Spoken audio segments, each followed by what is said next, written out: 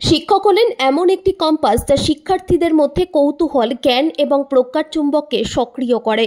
আর সেই শিক্ষক যদি সমাজে বিশেষভাবে সক্ষম বাচ্চাদের শিক্ষক হন, তাহলে তারাও আমাদের সমাজের বিশেষ শিক্ষক।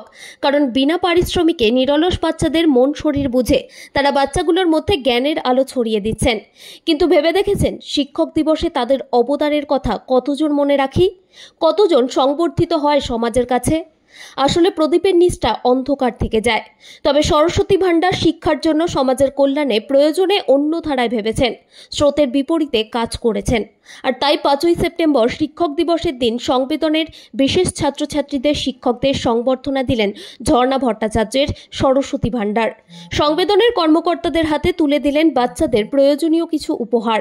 কবি, সাহিত্যিক, গীতিকার ঝর্ণার মতে, যাদের ওপর আলো পড়ে না তাদের কাছে আলো পৌঁছে দেওয়া সরস্বতী ভান্ডারের লক্ষ্য।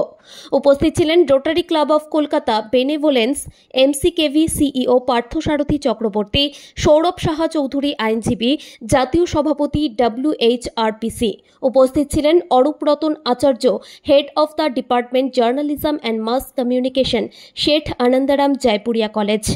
আরও বহু গুণী ব্যক্তি ও শিক্ষক, যাদের সম্বর্ধনা দেন সরস্বতী ভান্ডারের প্রতিষ্ঠাতা ঝর্ণা ভট্টাচার্য।